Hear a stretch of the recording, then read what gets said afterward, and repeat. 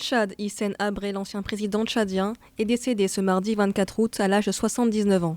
Il avait été hospitalisé fin août à Dakar, au Sénégal. L'ancien chef de l'État qui a dirigé le Tchad de 1982 à 1990 avait été condamné le 30 mai 2016 à la prison à vie pour crimes contre l'humanité à l'issue d'un procès au Sénégal. Il avait été renversé en 1990 par un coup d'État qui avait installé au pouvoir l'ancien président Idriss Déby Itno.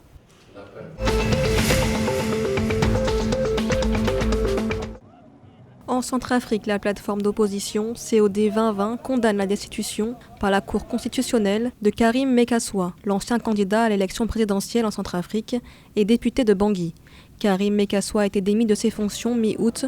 Il est accusé d'avoir poussé les groupes armés à lancer une offensive militaire pour destituer le président Faustin Archange Touadéra en décembre dernier. La COD 2020 dénonce quant à elle une décision politique et aurait souhaité qu'il ait l'occasion de s'expliquer au cours du dialogue républicain actuellement en préparation.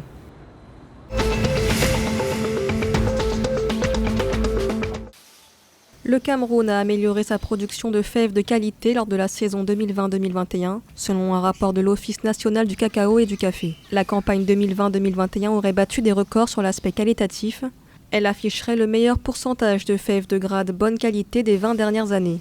Cette amélioration de la qualité de la fève produite au Cameroun est le résultat de plusieurs mesures prises face à la décote subie par l'origine Cameroun sur le marché international.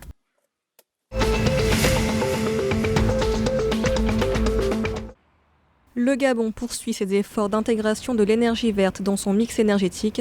Le gouvernement et la compagnie turque Desiba Energy ont signé un contrat ce lundi 23 août pour la construction d'une centrale solaire d'une capacité de 20 MW à Mouila, dans la province de l'Angounié. La centrale, une fois construite, devrait contribuer au mix énergétique du Gabon. Selon les autorités, il favorisera à la fois l'accès des populations à l'électricité et la création d'emplois.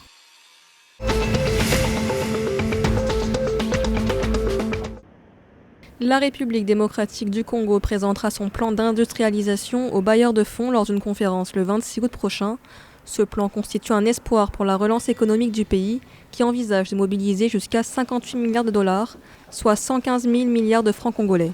L'objectif, réduire sa dépendance vis-à-vis de l'extérieur en matière de produits agro-industriels, pharmaceutiques et textiles.